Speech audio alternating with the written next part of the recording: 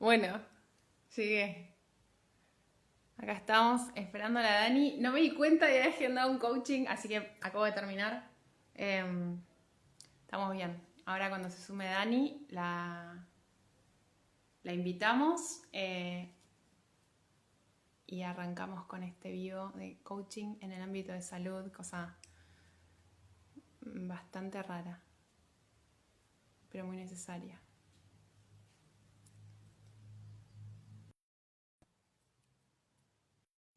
Hola Darío. A ver,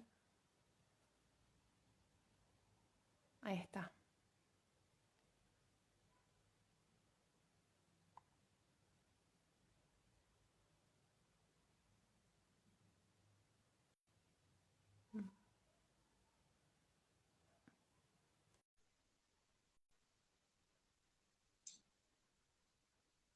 A los que se están sumando, pueden ir poniendo las preguntas en pantalla cuando quieran y nosotros nos vamos Ahí va. respondiendo. Hola Dani, ¿me escuchás bien? Te escucho. Es mi Muy segundo vivo en Instagram, así que puedo llegar a hacer agua en algún momento, pero bueno, ya lo subsanaremos. Y estaba bien. estaba justamente poniéndolo en Facebook, porque viste que a mí me gustan estas cosas de potenciar las redes, que es una de las Muy cosas que... bien, ahí se sumó Quique, el gran Quique, que siempre está, Quique siempre Sí, está, es es como buenísimo. el sol. Y Lucy, hola. Bueno, bueno, Lucy, Dani, hola Lucy, no, no vi bienvenida. que iba a estar Lucy, qué bueno, sí, Sí, un montón de gente. me encanta. Bienvenida a estos vivos con amigos coaches de la vida para hablar de distintos temas que son para mí muy importantes e interesantes. Así que Ujú. eh, iremos con las preguntas del caso. Pero primero me gustaría contarle a la gente de dónde te conozco y Vale. por qué me parece interesante que hablemos.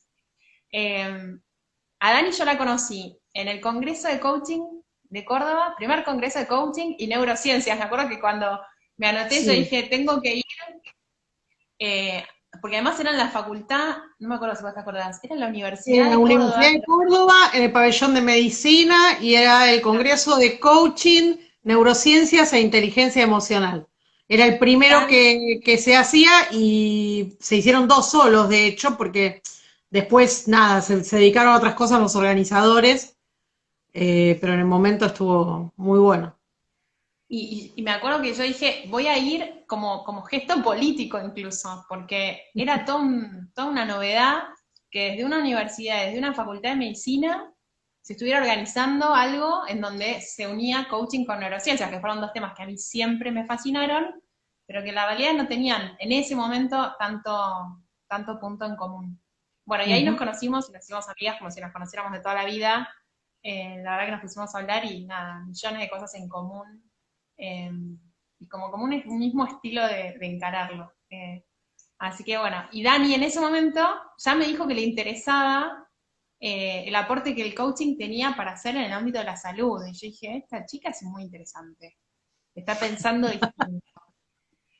Así que si querés contanos cómo fue que llegaste al mundo del coaching y por qué se te ocurrió meter el coaching en el mundo de salud. Gracias. Meter el coaching por el mundo de salud parece que estamos encajando algo, ¿no? Bueno, pero a ver, por partes. Primero, ¿cómo llegué al coaching? La verdad que creo que fue al revés, que el coaching llegó a mí por algún motivo. No es que yo lo estaba buscando para nada. Te cayó por Eh, la cabeza.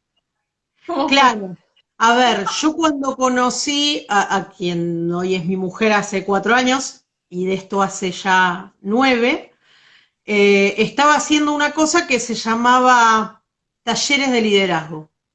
Ella estaba haciendo talleres de liderazgo. Entonces estaba haciendo un taller de liderazgo, no, que está muy bueno, qué sé yo, pero era todo muy hermético, no se podía contar bien qué pasaba allá adentro porque había como dinámicas que se hacían que si te las spoileaban, como usamos el término para las series, perdía el impacto. Después supe más adelante que eso se le dice coach de alto impacto también, porque son Mm. 5 días donde vas y tenés una serie de dinámicas, pero es como una detrás de la otra y es como si hicieras 4 meses, no, 6 meses de terapia en 5 días. Una cosa así muy loca. Así lo definía yo antes de conocer el coaching. Ah, Ahora diría que es como tener o sea, un proceso de 20 sesiones en 5 días, más o menos. claro. Y me dijo, no, está muy bueno, qué sé yo, pero cuando tengas ganas, me lo explicó como que era como para destrabar algo, como cuando uno por ahí no puede lograr alguna cosa, estaba bueno hacerlo para encontrar por dónde abordar eso que uno no sabía para dónde abordarlo. Yo en ese momento ya daba talleres de creatividad afuera y todo, y estaba como empezando a autogestionarme, porque hasta ese momento me había representado a alguien para hacerlo, entonces era como, me llamaban a mí directamente y yo no tenía la menor idea ni de lo comercial ni de nada, y era como todo muy nuevo para mí, y había cosas que no sabía por dónde encararlas, y fui por eso. Hice el primer nivel, hice el segundo, y cuando estaba haciendo el segundo, son 3 niveles, pero el tercero tiene mucho que ver con el lugar y tiene que ver con otras cosas como más, no sé si de emprendimiento, pero que tienen más que ver con cosas de realización, como más, que tienen que ver con ellos, con aportarle a la organización que te formó y Mm. trabajar gratis, por decirlo de alguna manera, que hay mucho de esto dando vueltas en el mundo del coaching. Bueno, tiene más que ver con esto que con trabajarse uno. Entonces hice nada más que el primer y segundo nivel. Y cuando estaba haciendo el segundo nivel, en un momento nos ponen con un muchacho que nos coordinaba, cada 8 o 10 personas. Entonces, el pibe me hace una pregunta, yo le devuelvo una pregunta, y cuando le devuelvo la pregunta me dice, vos me estás coacheando. Y le digo, no tengo la menor idea de qué me estás hablando, ni de qué es eso, ni nada. Pero había algo en lo que yo lo estaba interpelando que evidentemente tenía algo que ver con eso, y me empezó a resonar la idea de qué era esto del coaching. Pero me veía grande para estudiar, yo ya tenía 40 y pico, y decía, no, que me voy a poner a estudiar ahora, otra cosa. Yo soy creativa publicitaria, hace muchos años que vengo ejerciendo, que doy talleres de creatividad.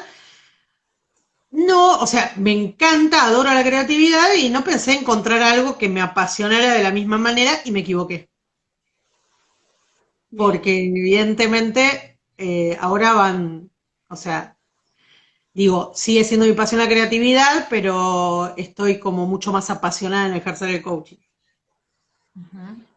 Eh, y eso, y entonces empecé a averiguar, no me animaba, entonces lo primero que hice fue un taller de 3 meses en el ámbito también de facultad, porque lo hice en el 3 meses de herramientas de coaching para liderazgo con las hermanas Vega, que lo hice Sí, en era de UBA, ¿no? Capacitarte, que es de la UBA, claro, está en la UBA de Económicas. Qué loco. Y, ¿Sabías que yo, fue mi coach, Sandra? no, Cuando no lo estaba yo sabía. estudiando en crear textos, no sabías, eso es otra cosa más en común. Marcelo era quien estaba a cargo, Marcelo Krinsky, y Sandra era como la coordinadora del grupo. Ujú. Así que bueno, hice el taller con ella, nada, hice el taller, todo, me gustó. Después miré la oferta que había en el mercado en general y me decidí por donde estudié, que es la Escuela de Formación de Líderes, que es después donde hice además la especialización en neurociencias y psicología cognitiva, y después hice la especialización de coaching transaccional y PNL. Ujú. Y el coaching transaccional es un mundo aparte, es maravilloso, digo, lo recomiendo. ¿El Porque, coach tradicional decime. tiene algo que ver con lo del PAN, padre adulto niño? Claro, claro. Está Sí. basado en el análisis transaccional de la psiquiatría, pero con tips aplicados a las sesiones, y está increíble. O sea, no se queda solo en el PAN, digamos, que para que no sabe, que nos está escuchando, es padre, adulto y niño, dónde se para cada uno para hablar, desde qué lugar te haces también los planteos de lo que querés y de dónde encarás la meta, si desde el padre, que es el deber, si desde el adulto, qué es lo que me conviene, o desde el niño, que es porque yo quiero. Digo, lo ideal es pararse en el adulto, no todos lo logramos. Identificar este tipo de lenguaje en el coachee cuando estamos haciendo una sesión es súper importante, porque incluso desde ese lugar se puede intervenir en que cambie el discurso y vea por lo que le conviene, y no desde este lugar tan polar de padre o de niño, ¿no? O sea, es súper interesante. Es alucinante. Yo aprendí ¿Estás eso en la ahí? facultad también. Sí, se entrecortó un poquito, pero ¿vos me escuchás bien? Se entrecorta un poquito. Sí. Ahí va. igual estamos bien. ¿Y cómo fue que linkeaste todo esto con el mundo de la salud? ¿Te ocurrió? ¿Por dónde nació la inquietud? Mira, yo creo que confluyeron varias cosas. Nunca lo había pensado directamente. Supongo que cuando empecé a ver las herramientas, a mí me tocó en un momento muy particular estar transitando el primer año de la carrera, donde justo mi mamá tuvo una recaída. Ella tiene hace muchos años un mieloma múltiple, es una especie de cáncer a la sangre, pero como es una persona adulta lo transita como si fuera una enfermedad crónica. Eh, y en este tránsito hubo mucho profesional de por medio y hubo mucho doctor con el que tuve alguna charla, y empecé a ver que lo que yo estaba viendo como herramientas de comunicación en el coaching no las encontraba en lugares donde las tenía que encontrar, como por ejemplo Donde te en un hubiera gustado médico encontrar, claro. donde me hubiera gustado encontrarlas, ¿entendés? O sea, como un médico transmitiendo un diagnóstico, este, como alguien atendiéndote en la recepción de un lugar de salud, digo, lugares donde yo veía que esto que yo estaba escuchando mientras que estudiaba, decía, pero era tan simple como preguntar esto. Digo, ¿entendés? En la cabeza se me ocurría que encajaba esto ahí. Más allá de que creo, y recién reflexionaba algo antes de entrar, estaba pensando justo, ya que íbamos a hablar de esto, en otra cosa, pero no me quiero dispersar ahora de lo que me preguntaste. Yo empecé a ver esto, que en realidad es aplicable a cualquier otra profesión,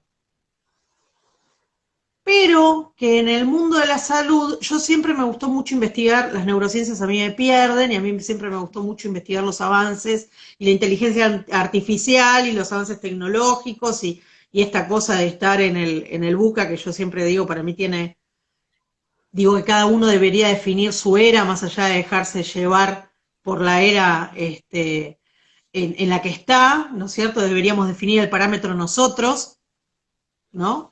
Pero bueno, ese es otro tema. A lo que me refiero es que en esta investigación yo siempre lo que observaba era que está todo muy bien con la expectativa de vida que crece y con la tecnificación de la salud y con tener cada vez más aparatos que te dan un diagnóstico, más medicinas y más drogas que te extienden la vida y que te dan un tratamiento, pero ¿dónde queda lo humano en todo esto? Entonces eso me lo linkeó con que lo humano es irreemplazable en el punto de que cuando una persona necesita que le den una mano, no se la da la máquina que le está pasando el oxígeno. Mm. Y que cuando a una persona le dan el diagnóstico está todo muy lindo con que tenga su ficha al día, pero necesita tener un humano delante para verlo. Claro. Aunque sea a través de una pantalla, pero necesita el humano. ¿Y eso por qué ¿Sí? crees que por el hecho de ser seres sociales, o sea, de... A ver, nosotros, Maturana lo dijo mejor que nadie, nosotros no somos seres emocionales, estamos hechos de emoción, digo, más allá de que somos seres sociales.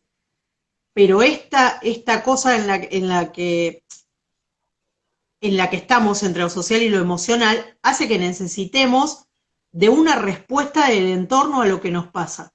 Aún la persona que está sola en el medio en su casa, ¿entendés? La persona que está sola en su casa llorando. En su Claro. cabeza existe un otro que está observando este momento que tiene por solo que se sienta. Porque aún en ese sentirse solo está la ausencia de alguien. Digo, y ahí Claro. también hay alguien. Por Pero ahí, fíjate qué interesante, porque yo cada vez que digo somos seres sociales, se me viene la imagen de una persona y muchas personas, ¿no? no, Digo, como, pero no lo vincular en el sentido de esto que vos estás diciendo ahora, de aún la persona sola en su departamento, y ahora en pandemia, pan de cada día de mucha gente, uh-huh. ¿qué pasa con esa interacción? ¿Hay ida y vuelta? ¿O hay un silencio de radio y todo lo que pueden percibir son, no, a través de un aparato, de un otro que no les está hablando a ellos directamente, ¿no? ¿Se entiende la diferencia? En Sí, una yo es entiendo. Maru como ser humano, por ejemplo, y otra es Maru como hermana de, amiga de, Sí, coach eso tiene que de, ver con el rol, pero líder. también es cierto que todo el tiempo los roles los llevamos con nosotros. O sea, nosotros somos una construcción de todos esos roles que llevamos a través de la vida. Vos te vas a dormir y vos sos todas esas Maru que andan por ahí. La hermana, la hija, ¿entendés? La La amiga, madre, todo. Sí. todas, La amante, todo. todas. Entonces, eh, creo que somos seres sociales y aún el que dice no necesito a nadie, pone en el nadie el peso de aquello que nos está necesitando. Por ahí es como, yo viste que a veces No, deliro está un poco, buenísimo. pero es Está eso, buenísimo. Es que nos ¿entendés? definimos por la relación con esos otros, que son Ujú. otros reales. Eso es lo más alucinante de esta como distinción que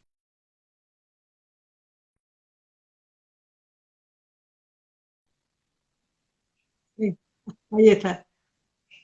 esa teórica de decir somos seres sociales, ¿entendés? Como en construcción y como.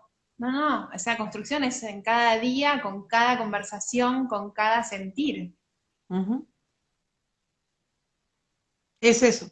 Entonces, bueno, un poco esto de ver que la tecnificación estaba deshumanizando tanto, me puse a investigar qué había con respecto al tema y pensé que una buena manera de darle yo lo que pensé, primero lo pensé en una teoría y nada, a veces me suena, yo hablo con vos como si estuviera hablando en casa, entonces me olvido que hay gente Obvio, escuchando, sí, exacto. Vos estás acá pero, en mi living, así que. pero me sorprendí de ver que hay gente que también está pensando en ese sentido. Por ahí es poca gente, pero hay gente que ya está pensando en esas cosas que a mí se me ocurrían en mi casa como ideas locas, ¿entendés? O sea, yo dije, para mí las herramientas de coaching van bien para darle comunicación y escucha a los que están atendiendo, para transmitir el diagnóstico a través de una escalera de inferencias, o sea, que vos le puedas como bajar la expectativa de supuestos al que viene a recibir un diagnóstico o al que se viene a llevar un tratamiento en la adhesión al tratamiento. Bueno, después fui comprobando que hay médicos metidos a coach, sobre todo en España, que están atrás de esto también. E incluso hay Bien. un solo libro que lo escribió una médica que se puso a ver cómo podía ir cada herramienta con diferentes patologías, digo, con diabetes, cómo podía ayudar la Ah, herramienta a que se amigue de alguna manera con lo que le pasaba. Pero bueno, antes de seguir entrando, y porque por ahí me parece que es importante distinguir, yo estoy de acuerdo, y vos te vas a reír, con esto de que el coaching no es salud en sí mismo. Yo creo que el coaching es una disciplina humanitaria que apoya los procesos de salud, pero que por apoyarlos los puede hacer mucho más efectivos, ¿no? Como es la transmisión de un diagnóstico, como es el tránsito de un duelo. Hoy justo yo estoy en este momento dando clases de coaching para enfermeras en un posgrado de la Universidad Austral. ¿qué es Y en, enfermeras, pero para oncología concretamente era o? Claro, claro. Para enfermeras de oncología específica, que están trabajando en oncología o que les interesa trabajar en oncología, porque el curso es de actualización oncológica, eso en cuanto a lo biológico, les dan toda la actualización de protocolos, y yo les doy herramientas de coaching a enfermeras que trabajan en oncología. Y hoy justo tratamos lo que es duelo y exigencia y excelencia, pasando por los riesgos psicosociales, que es como bastante joven el tratamiento de los riesgos psicosociales, que la mayoría dice, pero, no sé, por ejemplo, las chicas que estaban hoy no habían escuchado hablar sobre el tema, que es como ir un paso más allá en el burnout, ¿viste? O en el síndrome del Ujú. quemado. Porque hasta ahora se veía el síndrome del quemado cuando la persona explotaba, tipo, bueno, a ver, lo tratamos y sí, tiene síndrome del quemado porque le pasa tal y tal cosa. Ir a tratar los riesgos psicosociales es como empezar a trabajar en una prevención de esto. Es súper importante. Pero ¿qué pasa? Que cuando vas a los riesgos psicosociales te das cuenta que la mayoría están agarrados a la exigencia. Claro. Entonces, por eso estuvo muy interesante tratar exigencia y excelencia Bueno, hoy. Sí. es que pensando en la cuestión de la exigencia, no sé por qué me vino a la cabeza la película de Patch Adams, ¿la viste? La de Robin Williams. Sí, Él está claro, estudiando sí, olvídate, medicina, sí. bueno, y que justamente parte de la enseñanza de ser médico tenía que ver con poder establecer esa distancia médico-paciente, ¿no? Y como si fuera de una sola vía la comunicación y no un diálogo, ¿no? Eh, y eso Bueno, también tiene que esto, ver con cierta exigencia, sí. ¿no? Más El que con la médico como el exigencia, también tiene que ver con que la medicina, eh, a ver, se pasó por muchas cosas, ¿no? Hoy le estoy dando a las enfermeras, pero en realidad yo arranqué con la idea de darle a los médicos y en realidad creo que es amplio para todo el personal de la salud. ¿Qué pasa? La medicina, como nosotros la conocemos en la época moderna, arrancó a tratarse desde los órganos. O sea, Foucault dice que lo frío de la medicina, sobre todo en Francia, tiene que ver con que como arrancaron por la anatomía, le hablaban a los órganos. claro, la ¿Entendés? anatomía de los Entonces, muertos. exactamente, entonces le hablaban al órgano. Entonces después cuando empezaron a tratar al enfermo, empezaron a tratar al enfermo de este lugar de el del cáncer de hígado. Y no Juan, que tiene Claro. cáncer de hígado, que es diferente. ¿No? Bueno, Que o también la es frase, eso. ahora que dijiste, Juan, que no hay enfermedades sino enfermos. Me encanta a mí esa Exacto. frase. Siempre digo que Bueno, no hay lo mismo, o sea, no hay emprendimientos, hay emprendedores. O sea, exacto. ¿no? Digo, es como, llevémoslo a Es un la mundo en persona sí mismo concreta, por cada real. uno, más allá de que tengan cosas en común, es un mundo en sí mismo.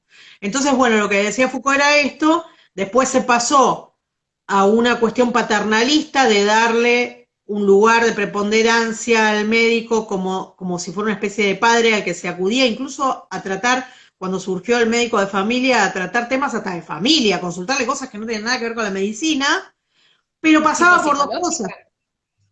De todo, o sea, le consultaban si le parecía bien que la hija se casara con tal. O sea, esto en la historia de la medicina está que bueno, pero era como el consultor de la familia, había quien ponía al cura y quien ponía al médico, ¿entendés? Claro, Y wow, nunca había pensado en eso. claro, y tenía que ver eh, con que también en época de guerra había médicos que se iban, pero el que se quedaba y era médico era como el referente masculino del lugar donde estuviera dando. Digo, hay mucho escrito, hay mucho sobre muchas cosas. Después pasamos por una época donde la llegada ahora de nuestra sobreinformación hace que el médico un poco haya perdido esta cuestión de autoridad, no porque no la tenga, porque desde el saber debería, pero la gente compite llevando lo que ya vio en Google. Malísimo, Claro, ¿no? Entonces, malísimo. digo, Bueno, pero en eso, ahora que decís esto de la sobreinformación, no solo sí, esta cuestión de como que se desvaloriza, que en realidad no es la información, es saber cómo gestionarla, cómo leerla, y se requiere toda una expertise y una formación. Pero también vi que hay toda una movida de muchos médicos que están de alguna forma en contra de la divulgación de un montón de información que antes estaba sí. solo restringida a quienes estudiaban medicina, y hoy como está circulando, pretenden que deje de circular. Y, digamos, y lo que hay que hacer es como ordenarla y decir, bueno, a No, no ver, solo ¿qué te eso, dice es como, esto? a ver, yo puedo leer un tutorial para cambiar la rueda del auto y yo sigo siendo Daniela, Claro. ¿entendés? Y me falta todo el resto. Entonces, si yo cuando voy a cambiar la rueda del auto resulta que hay algo flojo y no me doy cuenta, se me cae la rueda encima de la mano y me la hace pelota. Digo, ¿por qué el otro estudia para lo que estudia? Porque tiene un conocimiento y un saber mucho más amplio. Entonces me parece que también hay que hacer un mea culpa de parte de quien acude a la medicina en este sentido. Pero esa es otra historia. Yo lo que me refiero es que cuando la comunicación es buena, hay cosas que pueden ser mucho más efectivas. Acá yo veo lo que me escriben en mi Instagram y escribió Lucy González, no sé si vos lo ves, que dice, excelente, por ejemplo, ella como personal de la salud que encontró en el coaching, porque se interesó en empezar a estudiar y todo, y ahora está buscando dónde estudiar Lucy coaching. Lucy es enfermera, es buenísima, está becada en el hospital italiano estudiando, es una excelente profesional. Bueno, y dice que ella encontró en el coaching una excelente herramienta para tratar la deshumanización del tratamiento hospitalario y extrahospitalario, que es un poco lo que hablábamos, ¿no? Claro, exacto. Este, el tema de que tenemos que humanizar lo que sigue siendo humano. Si yo convierto al ser humano en una máquina que contesta y dice, no, ahora en la 344, y para eso tengo la computadora.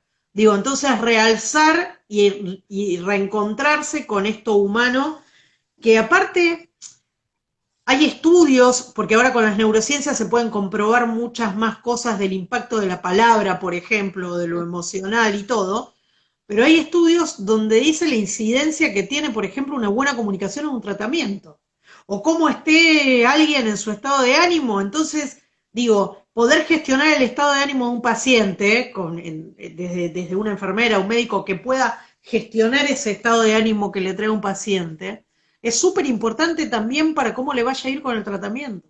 Hoy, por ejemplo, me Bueno, traían el ¿viste? tema de lo difícil que es la ira, cuando ahora en este momento todo el mundo está muy exacerbado y viene enojado a una consulta o lo que sea.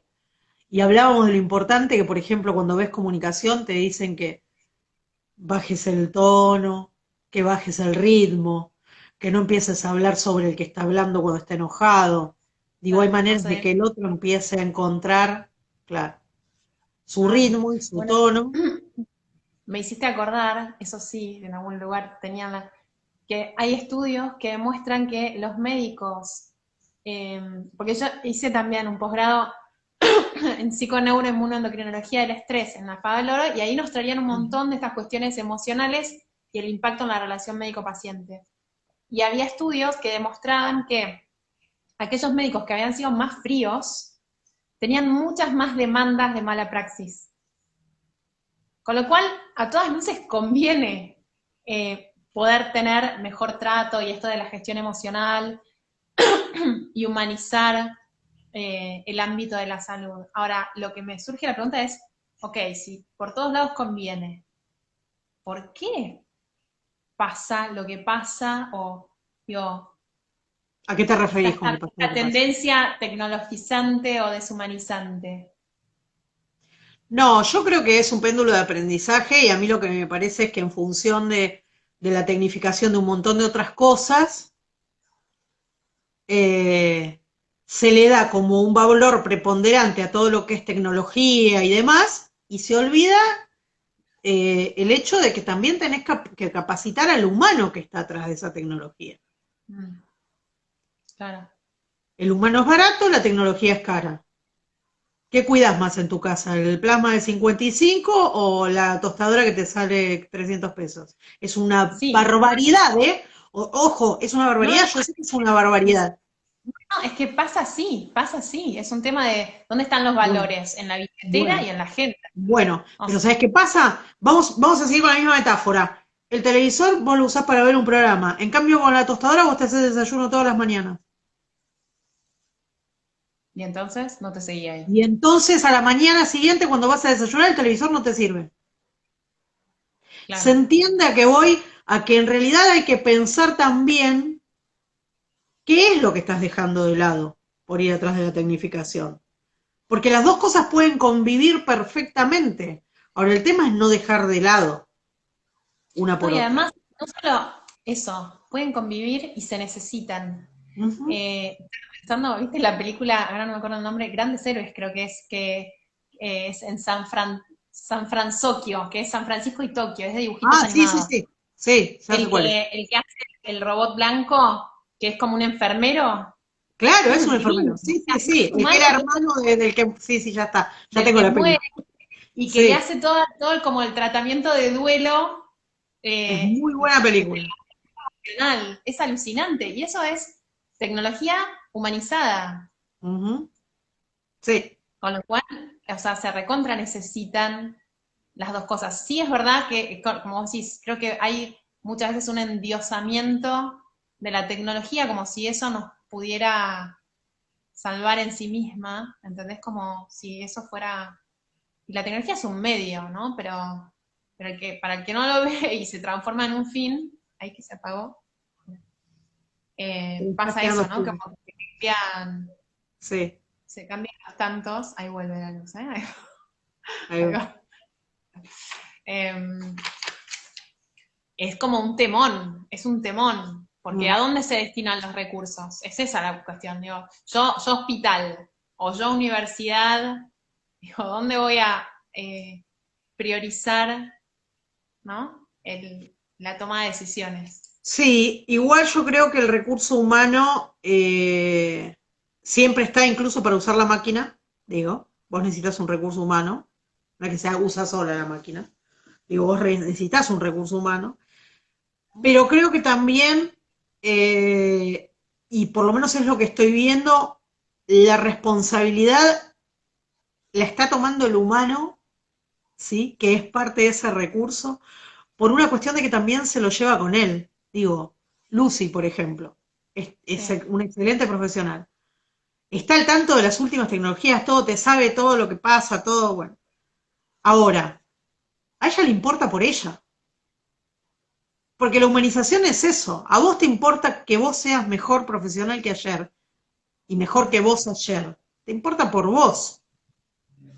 Y está buenísimo que empiece a verse, porque eso va a ser la diferencia para que después mire la institución para formar a sus profesionales.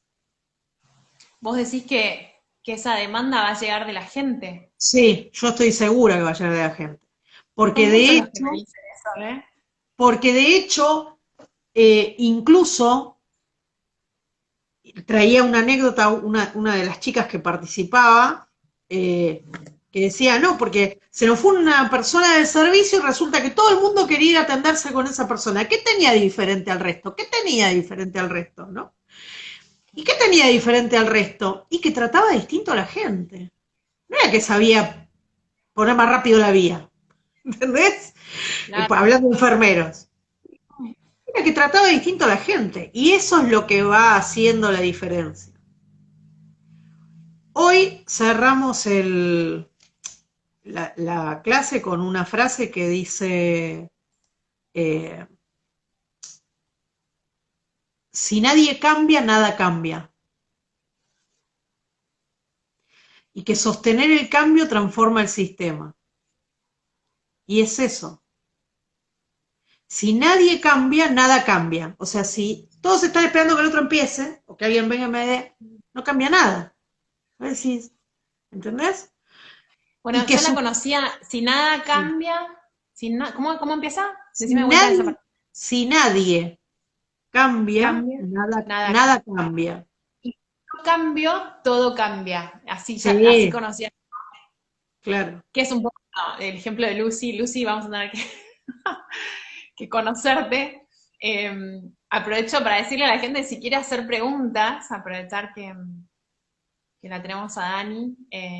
Yo le quiero preguntar a Dani, ¿con qué te encontraste, no? Porque también a veces uno tiene esa como fantasía de, no fantasía, sino ilusión, de que hay mucho valor para agregar y después, ¿qué pasó? ¿Con qué te encontraste?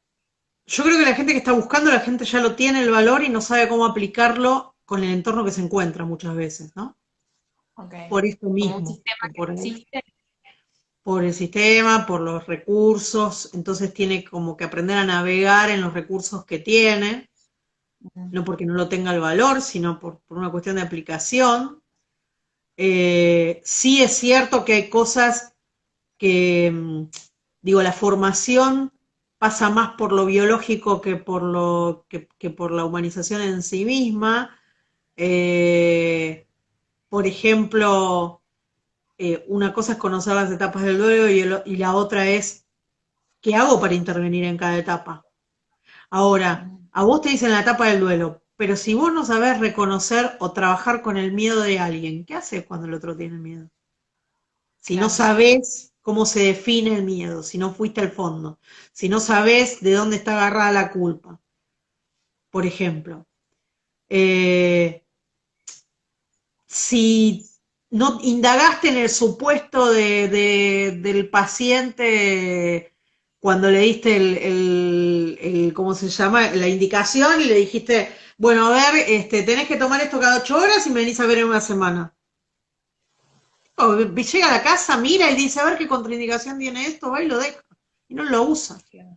y vuelve a la Bueno, ahí guardia siempre por el mismo no, problema. no, Bueno, diálogo. pero ¿qué pasa? Que eso con 2 minutos más de conversación, 1 minuto más de conversación, si lo haces, digo, no vamos acá porque es muy largo, pero si vos usás la escalera de inferencias y le decís, mire, de acá a una semana usted se puede sentir mejor, con tal cosa le va a desaparecer, ¿verdad? Si toma esto cada 8 horas. Arrancaste al revés. Vos le mostraste el beneficio si toma el remedio. No le diste el remedio como que es tu única palabra. Porque la persona se va de ahí pensando que la palabra del médico contra la de él. Ah, ya no me siento tan mal, así que lo voy a tomar. No, decirle posta, mirá, si tomás esto se te va a pasar, si no, en vez de durarte 3 días, te va a durar 8.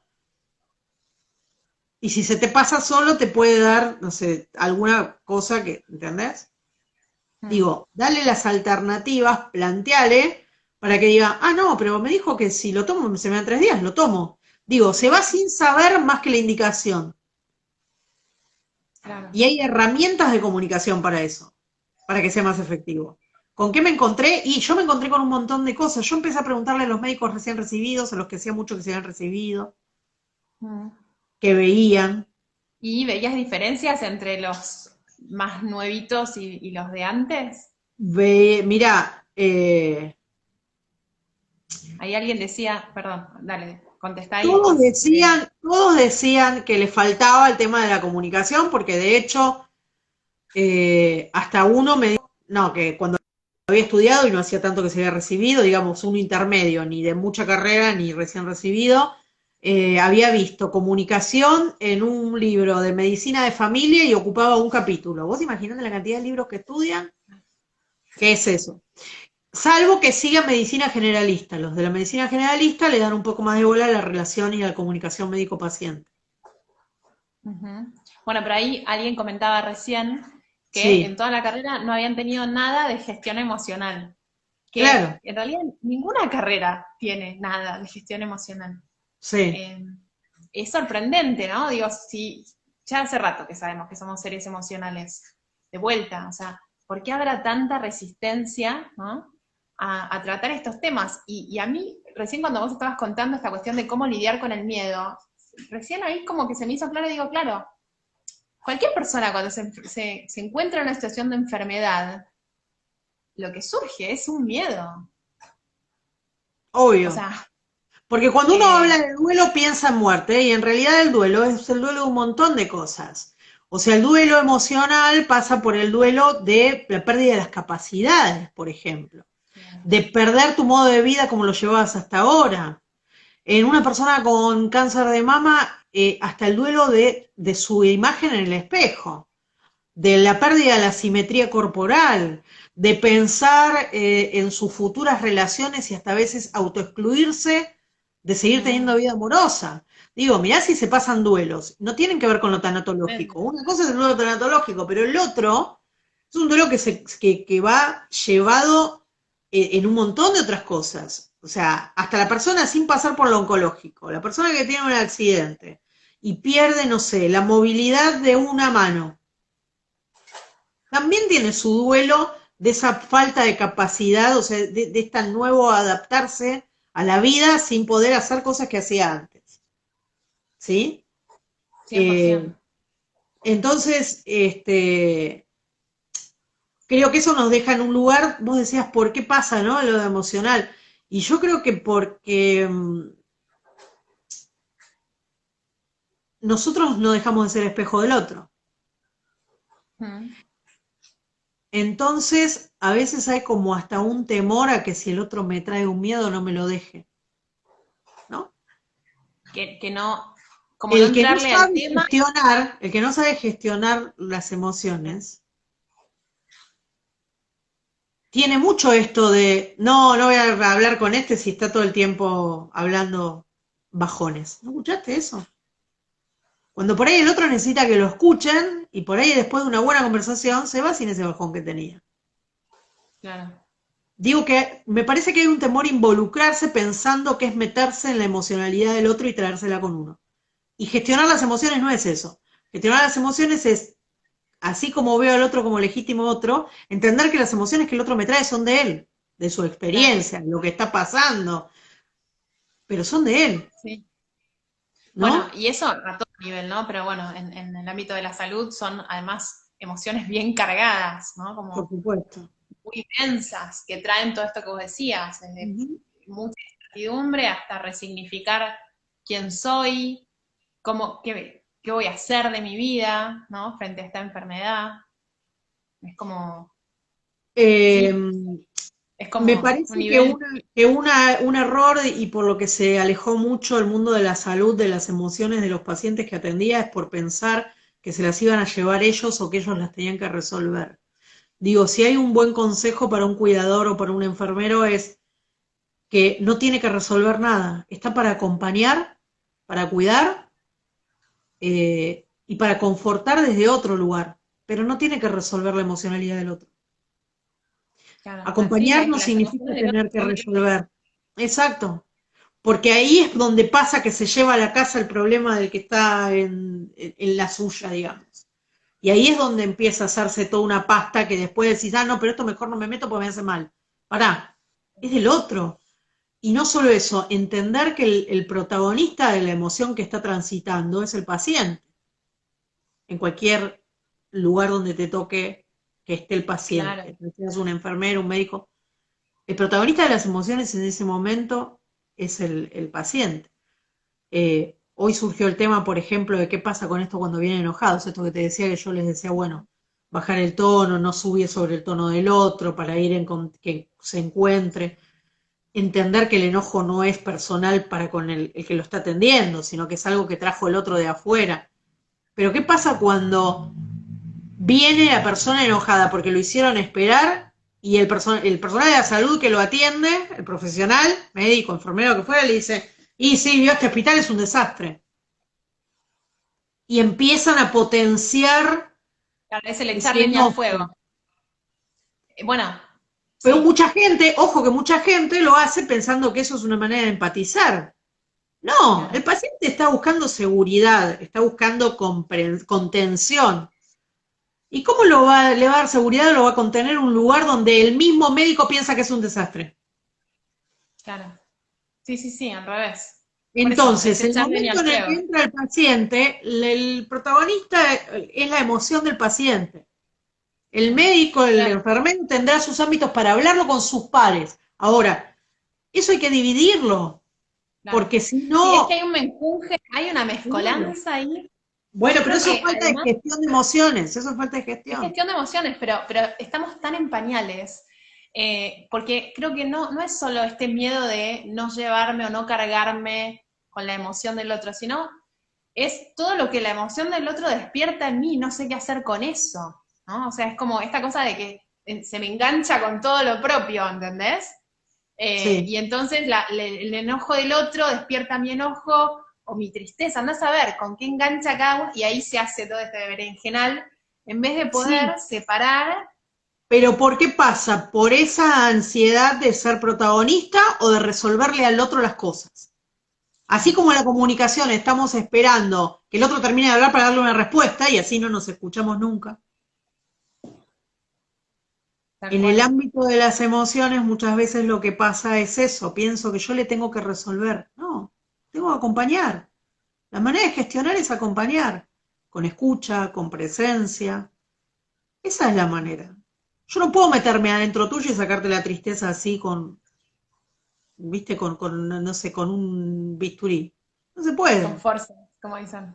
Claro, me pareció muy fuerte lo del Forza, pero sí, ponele. Bueno, pero la Claro, me frase pareció es de la esa. época, viste, y dije, bueno, pero no puedo, ¿entendés? Claro. No, Entonces, ni tampoco, ese es el asunto. O sea, la pregunta es qué se hace con las emociones, se las se escucha. transitan. Claro, Exacto, tal cual. Eh, pero hay mucho miedo de, bueno, pero es que no sé qué voy a hacer con esto. Y hoy lo estamos hablando en el ámbito de la salud, pero en las organizaciones pasa, o sea, conversaciones sí, que se evitan, digo en las organizaciones, pero en las parejas, en las relaciones, en las amistades. sí. eh, o sea, pasa todo el tiempo de eso de, bueno, como no sé cómo hacer, prefiero no hacer y es peor, ¿no? Esto de, bueno, que pase, ¿entendés? Lo meto bajo la alfombra y si pasa, pasa. Y no Es pasa. que yo creo que es convivir con una incomodidad, ¿no? Porque, ¿quién no quisiera? resolverle al otro un enojo, una tristeza. Digo, hay una Es cosa que no muy está, humana también de cuando uno quiere mucho a alguien, querer hacerlo. Esto hablamos en lo personal, ¿no? ¿Qué pasa? Entonces, bajar esa cosa de es querer una resolverle al pretensión, otro es un aprendizaje muy fuerte. Ahora, cuanto más en el ámbito de la salud, donde se supone que yo tengo que resolverle al otro, o en el ámbito de la enfermería, que justamente hoy hablaba de eso, o sea, vos lees titulares de promoción de la carrera y te dicen por qué es la promoción, la carrera de la exigencia, como si esto fuera algo, como si estuviéramos hablando de excelencia, ¿entendés? ¿Entendés? O sea, como que es para resolver todo y que la exigencia es algo bueno. Pará. claro, Entonces, en esa exigencia lo que escucha que es que si no resuelvo no sirvo. Entonces hay que separar que el tema emocional no es para resolver. claro, No estamos hablando de patologías, ¿eh? O sea, no estamos hablando de gente, porque esta es otra claro, bueno, cosa. no, sí, hoy no nos La metemos con no nos metemos estamos con patologías porque de hecho la mayor resistencia que tiene el coaching desde el lado de la psicología y desde la psiquiatría es que hay notas enteras y hubo muchísima prensa en contra en España, en México, donde se decía, los trataban de chamanes, los trataban a los coaches de ejercer chamanes, falsa como si medicina, eso fuera, claro, claro, de ejercer falsa medicina y demás, cuando eso es algo que va por un camino totalmente distinto. El coaching ejercido desde la ética hace que vos trates personas emocionalmente sanas. Esto es, que si alguien se presenta con un duelo patológico, vos lo vas a mandar a tratar a un psicólogo o a un psiquiatra. ujú, Si bueno, alguien sí, tal cual.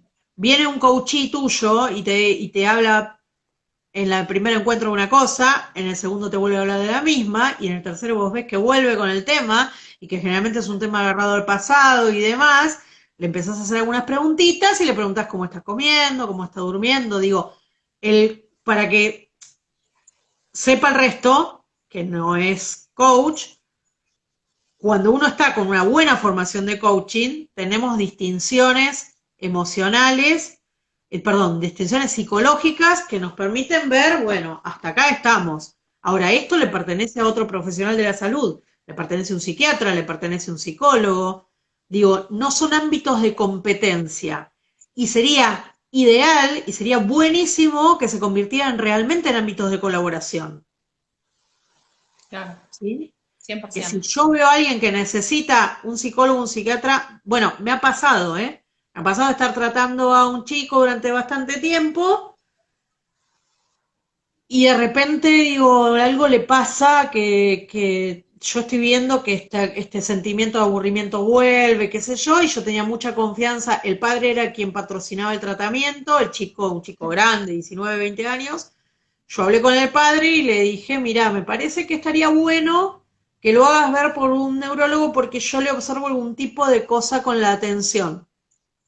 Lo llevó Mm, a ver por el jefe de neurología del italiano y tiene un TDA de adulto, pero que es un síndrome que no se atendió en la infancia, digo, y ahora lo llevó a adulto diferente, que es sí, un eh, trastorno tiene un emocional. trastorno de la atención, un déficit atencional.